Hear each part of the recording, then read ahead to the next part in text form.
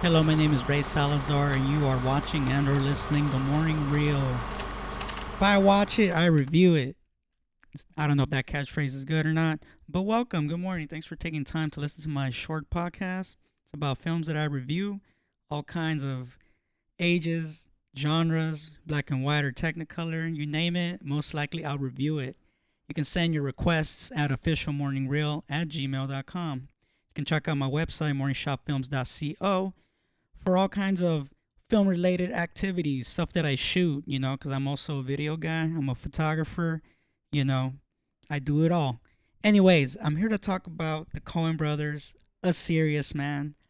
I hadn't seen this film in a long time. I'm talking maybe 5 years, which for me is too long to go without seeing this film. This is a really good film, and I remember seeing it when it came out in 2009.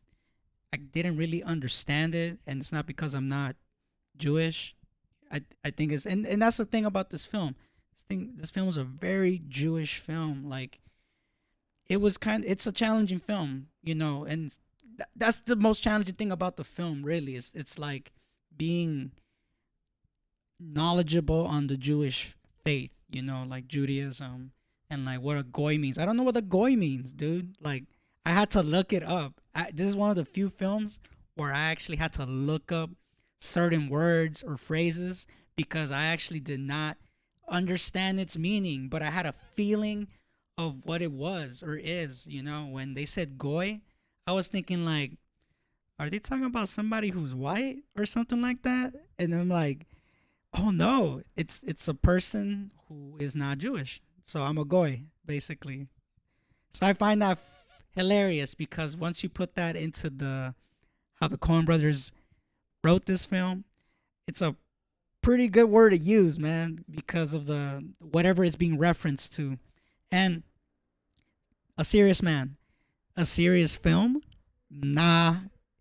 Even though its topic is it's a very serious subject. It's the subject of life, subject of faith, and you know, even though this is going towards revolving around the Jewish faith and all that stuff, it can be applied to anything really. And I think that was, I'm not saying that was the whole point of the film, but I like that this film kind of, if you were to challenge it, this would be a good exercise in challenging that anything can happen in your life, even if you're like a really good person or a person who goes to church a lot, who is faithful as a man, a married man or whatnot, does his best to raise children and to keep a marriage and to like make money, especially in the 60s in Minnesota. Yes, this film was filmed in Minnesota, even though there's really not much of a reference to it. I was surprised to know that it was in Minnesota, and Minnesota being the Midwest. Shout out to Bolton, by the way, and the Mighty Ducks. Just witnessing where it was shot at really intrigued me. The scenery itself in this film is is a character. It's a lot of loneliness in some weird way because Larry, who's the main character of the film, he experiences loneliness, and we all know that because things happen in this film, man. His wife all of a sudden just wants to get a divorce because she says things aren't going well, and that's a thing where like we as the audience don't know. It's like the big MacGuffin of sorts. Because it drives the story. We as we watch it, we try to figure out exactly what's going on in this person's life for her to say that. And I don't know if it's the fact of the events that are happening in Larry's life, especially the people who are closely connected to him and how their situations kind of affect his. It's kind of weird. In film, and when you watch films, there's a lot of films where it all revolves around a certain character and you have supporting cast and then they go through similar situations or they do stuff in regards of the main character's situation. And in this case, the son's going through his own thing, like he's smoking weed. He's supposed to learn the Torah because he's getting, bar mitzvah and all that stuff. The daughter, she likes to go out. She's thinking of getting a nose job because you got to see it, and when you see it, you'll be like, oh, I get it. And even what I'm talking about, I'm sure it makes sense as to what I'm saying. But that is the whole point from her point of view. The wife, we don't really know what the wife is going about, but it turns out that, like, I guess their marriage between the wife and Larry isn't going well. I don't.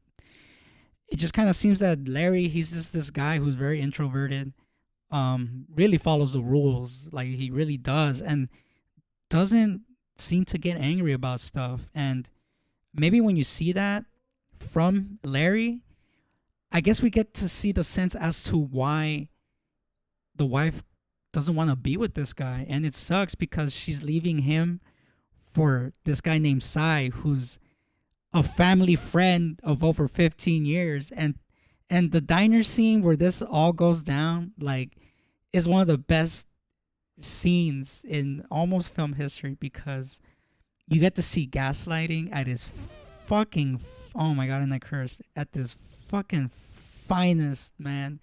You don't see no gaslighting like this, man. This gaslighting is like, you can actually appreciate the gaslighting if you're that person. And oddly enough, Larry's the guy to be that guy, to just be so centered, but at the same time just freaking the hell off on the inside. And I just love that this film, like almost every other Coen film, the dialogue is good. It pushes the story forward, and it's kind of hard to write comedy to actually, for the dialogue to push the story forward, because things happen to Larry's life. He tries to get blackmailed by one of his students because they got an F on the test and gave him a lot of money. But it's funny that, you don't watch this film for the hilariousness of it. You watch it because you're seeing a man trying to figure his life out, at this very, like, harsh times. Like, I think it's the first time where this guy had to really struggle or something. And it's really, this film's not really about struggle, but it's just like the struggle to find meaning, the struggle to find how life works, and why are certain things happening to you.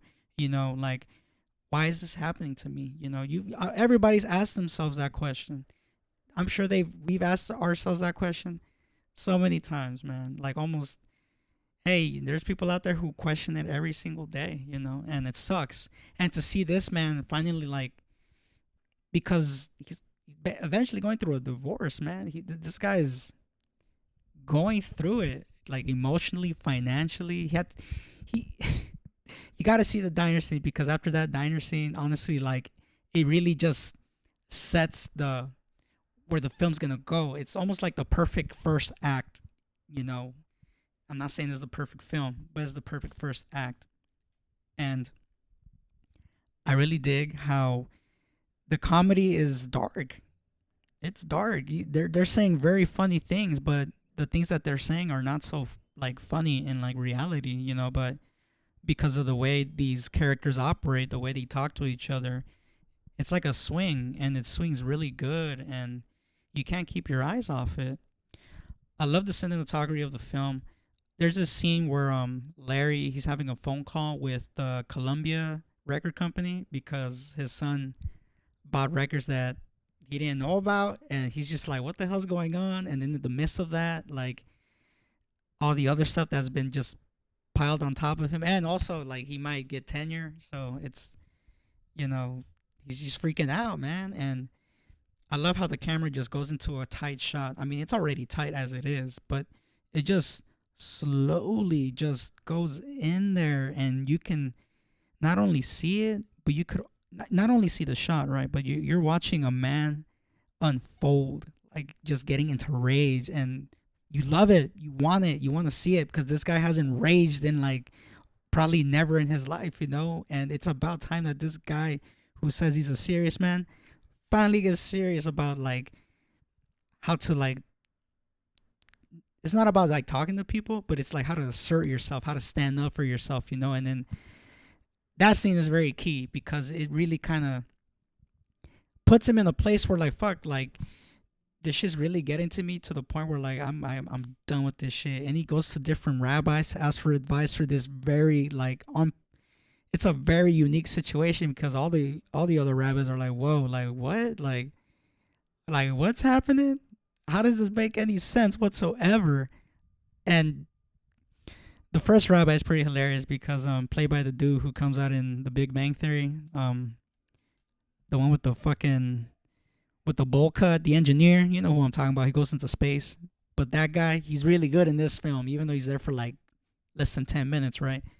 And he tells him a story about like how, you know what, like God's like this person who he just shows up even if you don't see him. He just shows up. Like sometimes I look at the parking lot and I just know that he's there, you know? He's just there. He's and that's funny because this film does play into that thing where God works in mysterious ways, or in their case, Hashem, you know, he works in mysterious ways, you know, and you it's funny how this film can like be very spontaneous and calculated at the same time, and they do it really good writing.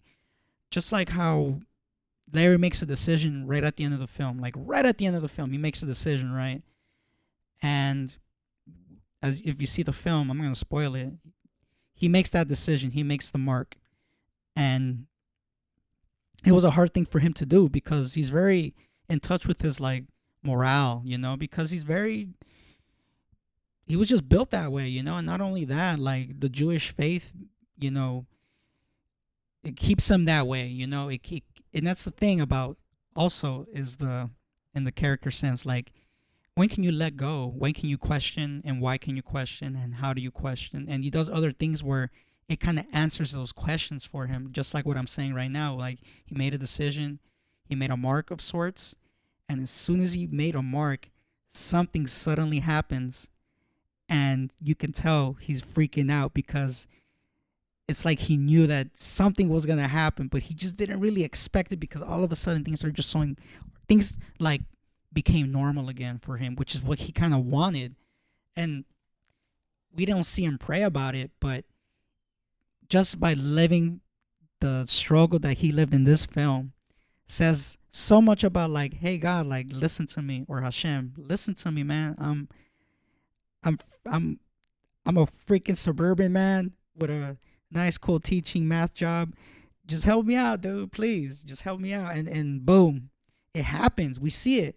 And then he does something crazy, something that's actually like not like him, and he does it, and then something happens, and then we don't know what happens after that. And it's a really good cliffhanger. I mean, we see what happens, but we don't know what happens next. And not only that, something happens to Danny, and it's it's a really good ending to a film. And I'm kind of realizing it right now because as I'm talking about it, because I've always wondered about this film. I always wondered its meaning, and we're just watching it as it goes, and there is no answer to it. There's a theory, or there's a like a certain problem where you can't even there is no way that you could explain everything, and you can't explain everything to its fullest. There's always a sense of mystery. You have to just accept it. You gotta accept life with what it gives you, even if it's not fair sometimes. Even if you're Mr. Goody Two Shoes, man. And honestly, there is none. And that's the whole point about the film too. Like everybody is effed. Everybody's effed up. The kids in that film, Cy Abelman, Larry's wife, Larry himself, the lawyers, well, I don't know about the rabbis because we don't get too much, but everybody is just like in this thing where like, you know, no one's safe, you know, and that's the whole point. No one can be safe because if it was safe, then nothing would happen, really. Nothing crazy would happen. We wouldn't get films like this. We wouldn't get, you know, situations like that, you know, and the Coen brothers are really good at just creating different situations and somehow tying it into other crazy situations, but making it funny, and not only funny but introspective at the same time. And I gotta give this film a perfect, oh, not a perfect film, but a complete 4 out of 4 tokes. I urge everybody to watch A Serious Man. I'm serious, y'all. It's on Max. It's free if you have Max. If it's not on Max, well, it's on Max. But if you don't have Max, it's on the free website. And if it's not on the free, it's on the free website. All right, I'm serious. Watch this film. Really good film. If you're one of those people who like are trying to find meaning in life, watch this film, man. I'm not saying it's gonna give you it's gonna give you something. It's not gonna give you the answer, but it'll give you a certain direction or a certain counsel of sorts, because everybody needs to be consoled, man. Otherwise, the whole world will be more effed up than it is now. My name is Ray Salazar. Follow me at Morning Shot Films on IG. Check out my website, morningshotfilms.co. On my YouTube, it's Morning Shot Films. I got some slight news here. Eric Romer, I'm going to review the rest of the seasons. If you enjoyed the last one that I did with Xavier of A Tale of Summer, which you should go see because it's a spicy film. And it's summer, damn it. A summer film. This is a really good summer film. But anyways, I'm going to say it now. I'm going to announce it. I am going to review One Night in Paris with Xavier Guerrero. If you don't know, well, if you know, right? And I'm thinking of reviewing the Canyons. Yeah, it's a Lindsay Lohan film. It's a very spicy film. I actually want to review it with Xavier, man. So if you're listening to this one, The Canyons, bro. And I'll say this: The Canyons is gonna be Xavier's favorite film without even having to see it. That's all I'll say. Thank you, and on to the next one.